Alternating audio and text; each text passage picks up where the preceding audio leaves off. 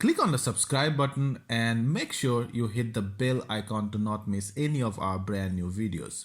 What's up YouTube, Pallab here, and today we're talking about the new Canon EOS 3000D. This is Canon's entry-level camera, and they released this along with the 1500D, I don't know, a couple of months ago probably.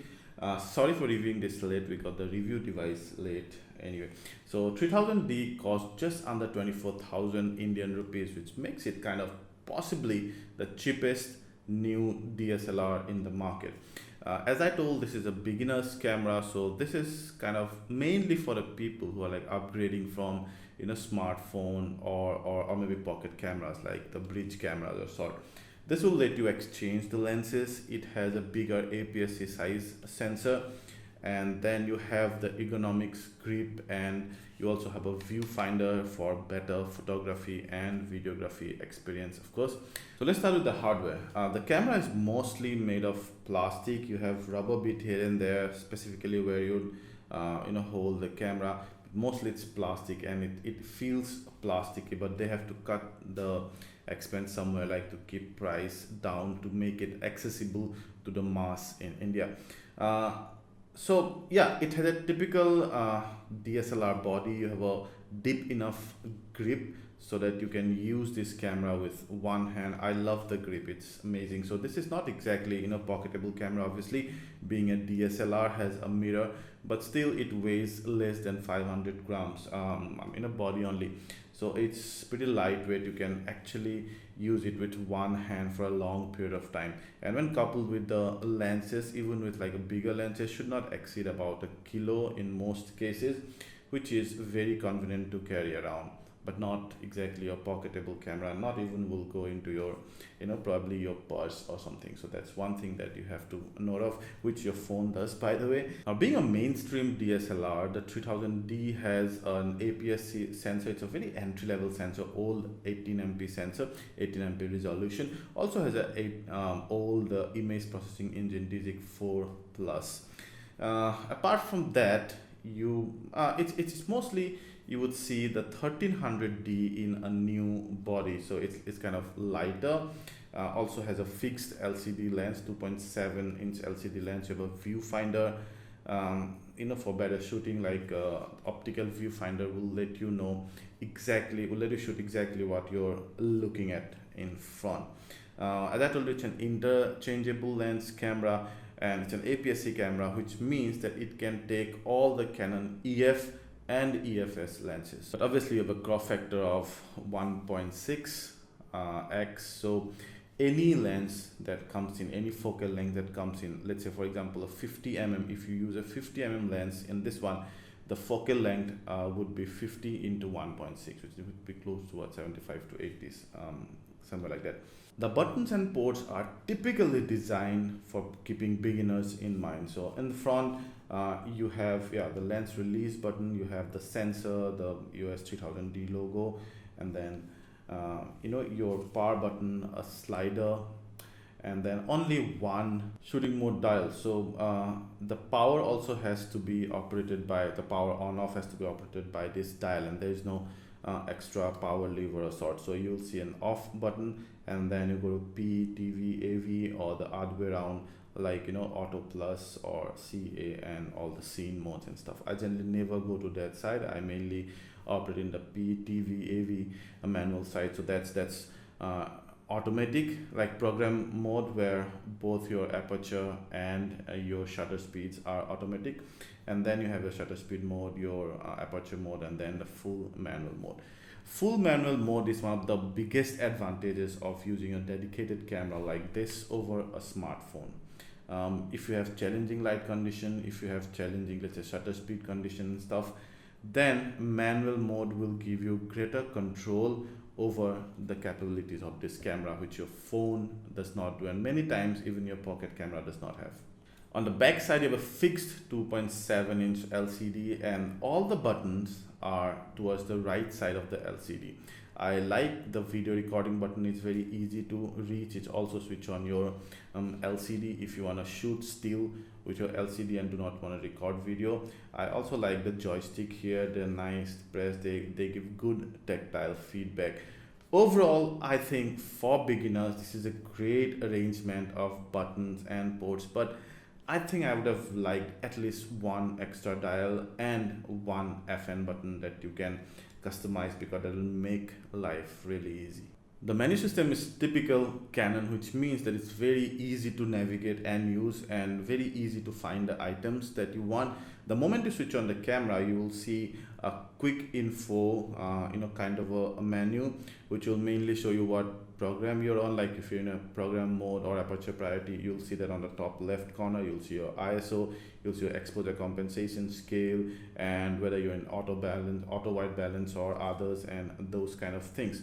So you can just go ahead and press Q and then select and alter any of these values. You can also use these dial forward dials to quickly go to some of the stuff. Like for example, you press up and it will take you to ISO. Press right side and it will take you to autofocus and those kind of thing, and then white balance and timer, and then so it's easy, it's very convenient. Now when you go to the main menu, things are arranged in tabs, and then you have all the relevant items under those tabs. For example, you can select image quality, raw, or JPEG, or raw plus JPEG, which is another big advantage over a phone. A phone generally does not give you raw format. Some new phones do, but still that raw format is not exactly uncompressed or a very compressed DNG format. This is Canon's own raw format. You have a choice whether this is also compressed, but not as compressed as a phone or a pocket camera probably. And then you have some of the other settings as well, like image reviews and flash controls. You also have exposure compensation scale, metering mode, color space, and ISO settings, aspect ratio, grid displays, those kind of stuff. You also have histogram displays, and then you also have Wi-Fi. So this camera supports Wi-Fi, so that you can quickly transfer your photos and videos to your mobile phone. But transferring video takes slightly long time, and I lose the patience. But transferring photos quickly to your phone helps you upload them quickly to social media sites, and you do not have to wait till you get back to your home or place where you can transfer them to your laptop or sort. So that's a cool. Talk about the performance. Now note that this is an old sensor, an old 18MP sensor. So you typically get almost the same performance that you get with the 1300D. The image processing engine is also not very new, so you cannot expect, let's say, the mid-range camera level of performance. Like you cannot expect something like a 750D or even 77 or 80D level of performance. It's basic, but the JPEGs have great colors, which is a typical Canon hallmark. Canon's JPEGs out of the box have great natural colors, and that's amazing. You almost do not have to edit those most of the time. You can straight away transfer them to your phone and then upload to your social media sites. Of course, if you click in a raw, then your phone might not support showing that, but and editing those. But then the JPEGs, of course, if you keep it in raw plus JPEG format, then you can quickly send those JPEG photos to your social media sites, and then wait for the raw images to go to your laptop and then edit in Photoshop or Lightroom or wherever. Apart from that, raw photos do not exactly reveal as much information as, let's say, a mid-range camera again, but you can still have a good amount of editing options, editing freedom there, so that even if you click a photo in a very dark condition, you can at least recover some of the information, but not all. The video is good, it supports 1080p, but if you're a vlogger, or if you're looking for a camera that autofocuses smoothly, you're out of luck here. The autofocus is contrast detection, and this guy does not have dual pixel CMOS autofocus system, which I did not expect it would have, but a dual pixel CMOS autofocus system is amazing for a vlogger, or if you want to just keep the camera somewhere and you want to speak in front of it, you want to shoot, and then you do not want to alter your autofocus much. The videos are a little soft out of the box, they are compressed, but I didn't expect a very professional kind of video here as well. But I would not mainly use this camera for video shooting. Mind you, I have my M50 for that, or if you have the 80D or even 77D, those are great for video shooting.